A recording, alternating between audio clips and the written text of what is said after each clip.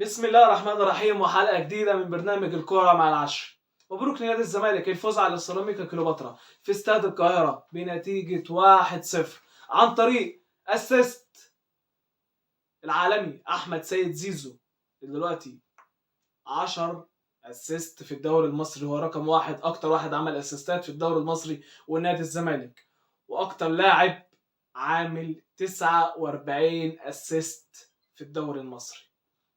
طبعا هو عدى تاريخ ناس كتير لا داعي لذكر اسمها في الوقت الحالي. هدف زيزو لسيف الدين الجزيري. اولا مبروك لكارلوس، خوان كارلوس المدرب الكولومبي اللي عمل شكل نادي الزمالك في ارضيه الملعب، وعمل انضباطات، وزي ما بنقول قرص على الفرقه كويس جدا وشدد عليهم وبين العين الحمراء على اللعيبه، واللاعب اللي بيغلط او بيلعب كده ولا كده بيطلع بره. وشفنا الاربع تبديلات اللي اتعملوا بين الشوطين. معروف عبد الغني خرج ليه، رؤى خرج ليه، بالذات الاثنين دول معروف دول خرجوا ليه ودول خرجوا ليه. وشيكا عشان هو اخر شوط واحد، وشيكا علشان اخر شوط واحد. والمسلوسي انا عندي ماتش سوبر، فانا عندي نيمار، علشان لو المسلوسي حصل له حاجه يبقى انا عندي لاعب جاهز. زي ما انا خرجت يوسف اسامه نبيه ونزلت محمد طارق في الدقيقه 60، بكسب لاعب في الدفاع. الله اعلم اللي هيحصل معايا في الماتش، هل احتاج ادافع من الاول، هل احتاج ادافع من الاخر، محتاج لاعب يكون كويس اقدر في اي وقت من الاوقات اقدر انزله. فلعبنا محمد طارق من اول الدقيقه 60. سيف الدين الجزيري خد رجل المباراه النهارده، الراجل لعب المباراه كلها، جاب جون، كان محطه كويسه جدا لنادي الزمالك في الشق الهجومي، والحمد لله جاب الهدف وهو هدف المكسب، والرابطه ادته رجل المباراه. التشكيله اللي عملها خوان كارلوس 4-3-3. صبحي في حراسه المرمى، محمد عبد الغني الونش، حمزه المسلوسي، وحاتم سكر الناشئ اللاعب الراجل في ارضيه الملعب. وما يقلش حاجه عن احمد فتوح. احمد فتوح مصاب، وان شاء الله باذن الله يقدر يلحق مباراه السوبر باذن الله، ولو ما لحقهاش انا مطمن ان انا عندي لاعب اسمه حاتم سكر، لاعب راجل، لاعب بيستخلص الكره كويس جدا، بيقف على كورته كويس، رفعاته في الاوفرات كويسه جدا، وده مستقبل نادي الزمالك. وان شاء الله نحافظ على الجواهر اللي زي ديت زي حاتم سكر. وطبعا كان قبلهم نيمار وكان قبلهم فتوح وصبحي حارس المرمى اللي طلع من قطاع الناشئين.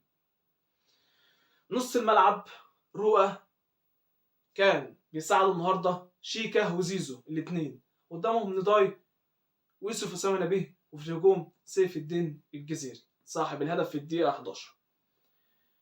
خوان كارلوس كان بادئ بشكل هجومي جدا، انك تلعب زيزو وشيكابالا مع نضاي والجزيري واسامه نبيه، فالكل قال لك انت نازل تهاجم بخمس او ست لعيبه قدام، والماتش هيتفتح مننا ويلي. وانا واحد من الناس كنت خايف من الخطه دي، ولكن الحمد لله قدرنا نجيب الجون وقدرنا نحافظ على وضعنا في ارضيه الملعب، واللعبه كانت ماسكه كوره كويس جدا، والحمد لله ما دخلش فينا جون. وصبحي انقذ كورتين كويسين جدا، حارس كويس. ولكن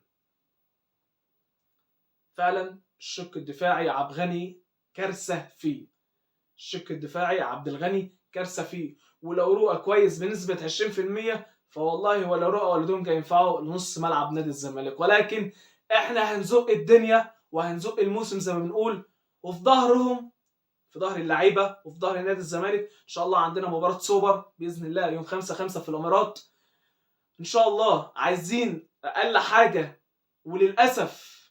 للاسف بالنسبه لنادي الزمالك عايزين مركز تاني عشان نلعب السنه الجايه دوري ابطال افريقيا. فاحنا في ظهر اللعيبه ديت وهندعمهم وهنزقهم ان شاء الله لحد ما ناخد اللي احنا عايزينه. كان طلع قرار منذ قليل اعتذار مش انسحاب، عشان شويه البعبقه اللي على الفيس، اعتذار نادي الزمالك عن خوض السوبر المصري قدام النادي الاهلي لعده اسباب. اعتذار مش انسحاب، زي ما النادي الاهلي اعتذر من كاس الرابطه واتقال اعتذار، مع انه هو المفروض انسحاب لان انت مشارك في البطوله وموافق على القرارات من البدايه، ولكن هي اتقالت اعتذار. فنادي الزمالك قدم اعتذار مش انسحاب، فنشوف يا ترى نادي الزمالك هتوافق على قراراته ام هيرجع في كلامه والمباراه هتتلعب. اللي هيدير كل حاجه هنعرفها في خلال ال 24 ساعه الجايه. عده القرارات اللي خدها نادي الزمالك هي: اولا ايقاف عقوبه كهربا، اللي المفروض العقوبه كانت تبقى في شهر يناير اتقالت في شهر 4، وبعد ما اتقالت ايقاف كهربا 12 ماتش الاهلي قدم استئناف وقدم تهديد بالانسحاب. فرابطه الانديه ولجنه الانضباط واتحاد الكوره ووزاره الشباب وقفوا عقوبه كهربا، وقال لك الاهلي مقدم استئناف فمن حق كهربا انه يلعب عادي جدا لحد ما الاستئناف يخلص سواء بالايجاب او بالسلب. امام عاشور لما توقف 8 ماتشات بسبب فيديو مع احتفال لاعبي نادي الزمالك الشباب، اتوقف 8 ماتشات. الزمالك عمل استئناف وطلب ان امام عاشور يلعب، قال لك لا ما ينفعش يلعب طالما في ايقاف 8 مباريات، لما الاستئناف يخلص نقول يلعب ولا لا. فانت هنا عملت بند وجيت في النادي الاهلي غيرت البند. فانا مش عارف انه الصح، هل عقوبه امام كانت صح انك توقف ولا اصلا كان موجود كده في كهرباء فيعني الزمالك تغاضى عن الحته ديت. فاحنا بقينا جهله في الحته ديت. تمام. اتوقف 12 ماتش ولجنه الانضباط بتحقق في الاستئناف. طيب مباراه السوبر كمان 10 ايام او 5 ايام او ايا كان، يطلع لجنه الانضباط زي ما بيقولوا زي حازم امام النهارده بيبرأ نفسه ومنزل تويته بيقول لك احنا مالناش علاقه، اتحاد الكوره ملوش علاقه. عيب يا حازم يا امام، مع ان انا بحبك كلاعب وكابوك الله يرحمه الكابتن حماده امام وكتاريخكم في الكوره، انت ما تنفعش اداري خالص، انت اداري فاشل يا حازم يا امام للاسف. وللاسف انت زملكاوي انا مش عارف يعني. شوف النادي الاهلي عماد متعب لما في رابطه الانديه ولا محمد بركات ولا سيف زاهر ولا احمد شوبير بيعملوا ايه لصالح النادي الاهلي؟ بس ده كل اللي اقدر اقوله. قال لك رابطه لجنه الانضباط ملهاش علاقه بالعقوبات، انا اسف ملهاش علاقه باتحاد الكوره. طب انت وقفت لي عقوبه كهربا لبعد ماتش السوبر عشان كهربا يلعب، سواء بقى اللي هيحصل الزمالك هيلعب ام لا، هو ده عدل؟ عرفت ان الكوره مش فيها عدل؟ دي نقطه. النقطه الثانيه ايقاف الشناوي 3 مباريات بعد الطرد قدام مباراه سموحه. هو المفروض ان السوبر بطوله محليه زي كاس مصر زي الدوري، يعني المفروض الايقاف بيبقى ساري على ال3 بطولات دول. قال لك لا، ايقاف الشناوي في الدوري لكن ولا في كاس الدوري ولا في كاس مصر ولا في كاس السوبر، فاصبح الشناوي يلعب عادي في كاس السوبر. فاخترعنا قانون ان احنا بمزاجنا لما نحب نطبق القانون على ال3 العاب لو للزمالك، اما الاهلي فبنحدده في بطوله واحده عشان يقدر يلعب قدام اي حد. دي نقطه من ضمن النقط. النقطه الثالثه تعيين الحكم المصري محمود البنا، اللي معروف طبعا ان هو بيظبط، ومش هنقول بنظبط وهنمشي ورا الكلام ده، معروف ان مباراه زي ديت مدفوع فيها ملايين وانت كسبان فيها ملايين من الامارات مديك فلوس وحق تذاكر وحق رعايه وحق، فمش هتستخسر 50,000 دولار في حكم اجنبي، في طاقم تحكيم اجنبي، 3 4 في ارضيه الملعب و3 على الفار، يعني هم 7 8 حكام بالكتير. مش هيخص عليك حاجه، لا انت عامل لي حكم مصري وحكم اماراتي. ما انت معروف ان في شبهه بين التحكيم المصري اصلا، والزمالك بيعترض على التحكيم المصري دايما. يا باشا دي بطوله، انت اذا كان في ماتش الطايره اللي هيتلعب بكره بين الزمالك والاهلي نهائي كاس مصر اللي ان شاء الله هيبقى على 3 مباريات لو حصل يعني فوز او تعادل او ايا كان، يعني لو حد كسب ماتش او ماتش، جايبين حكم اجنبي في بطوله الطايره. طب في بطوله الدوري الكاس اللي فيها مدفوع فيها ملايين الملايين بل ما يقرب لمليار، جايب لي حكم مصري؟ يعني ريحه الفساد شايطه قوي. ده انت ناقص باللي انت عملته بايقاف عقوبه كهرباء وايقاف عقوبه الشناوي وتعيين حكم مصري، ناقص انت تدي اصلا ان الاهلي كاس السوبر هو جاي وينزلوا يحتفلوا فيه قبل الماتش ما يتلعب. هو ده اللي ناقص والله، هو ده اللي ناقص يحصل، وليس مجامله عشان انا زملكاوي او بتكلم في حق نادي الزمالك، ولكن انا عايز حق ربنا. هات لي حكم اجنبي وسيبني العب اخسر، وقف لي كهرباء زي القانون ما بيقول وسيبني اخسر، وقف لي الشناوي وسيبني اخسر. ليه كل المخاوفات ديت؟ مع ان المفروض ان الاهلي الفتره ديت احسن من نادي الزمالك اداريا ولاعيبه ومدرب واستقرار وكل حاجه وعقد رعايه وي وي وي وحاجات كتير جدا، حتى شركه وي. يعني حرام بجد اللي بيحصل لنادي الزمالك. يعني اعدلوا، اتقوا ربنا شويه وخلوا الكره فيها عدل. لكن والله الكره كلها في مصر فيها فساد، من اول معالي الوزير لمعالي رئيس اتحاد الكوره لمعالي رئيس رابطه الانديه لجنه الانضباط لسمك لبن تمر هندي. الكوره في مصر الى مزبله التاريخ. دي كانت ابرز المشاكل واللي ممكن الزمالك ينسحب منها ولا لا، ولكن هنشوف طبعا قرارات نادي الزمالك اللي هتتقال ان شاء الله في خلال 24 ساعه قادمه.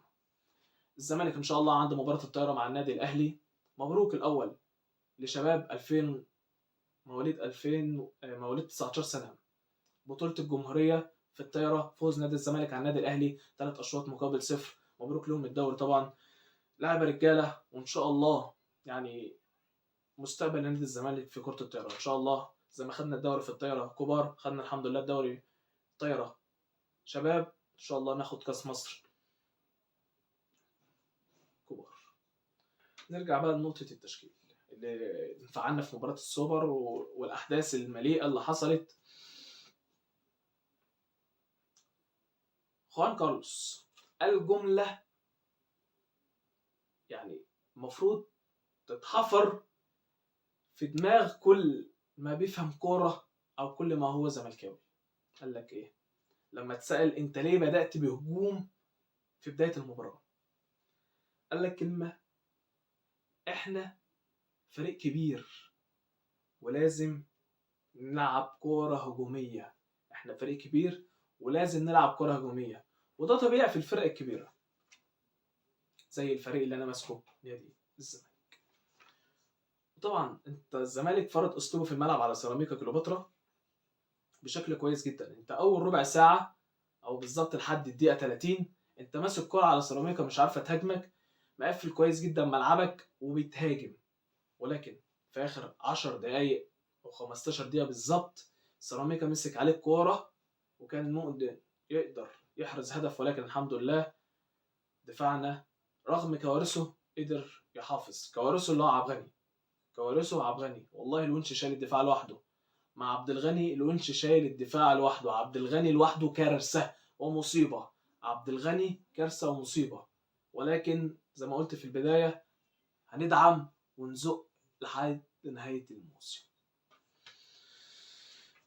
الزمالك بيستعد للسوبر، حتى اعلان قرار مجلس الاداره سواء بان احنا هنلعب او مش هنلعب. لو هنلعب فاهلا ومرحبا بنادي الزمالك في الامارات وداعمين له في مباراه السوبر ان شاء الله، ونقدر نفوز بها باذن الله على الغريم التقليدي النادي الاهلي. الزمالك بصفته بطل الدوري العام الماضي والاهلي بصفته بطل كاس مصر العام الماضي بعد الفوز على نادي بيراميدز، والزمالك بعد الفوز بالدوري. ان شاء الله الزمالك يلعب مباراه السوبر، اتمنى ذلك. بس عايزين قرصه من نادي الزمالك لاتحاد الكوره، ويا ريت بدل ما نشكي في اتحاد الكوره لان هم اصلا اصل الفساد، يا ريت نبعت شكوتنا للفيفا ونصعدها حتى لو النشاط في مصر هيتوقف. انا موافق والله، انا موافق اتفرج على كره عالميه وما اتفرجش على الزمالك وهو بيتحرق دم في الملعب، سواء من تحكيم سواء من قرارات غلط سواء من قوانين بتتفسر على حساب النادي الاهلي فقط لا غير. كل اللي نقدر اقوله عاش نادي الزمالك وعاش حبه في قلوبنا. احنا في ظهر الزمالك وداعمين له في الاول والاخر. في ظهرك يا زمالك، في ظهرك يا زمالك. احنا ما اخترناش اسامينا لكن اخترنا نادي الزمالك يكون نادينا. اللقاء في برنامج جديد الكورة مع العشرة.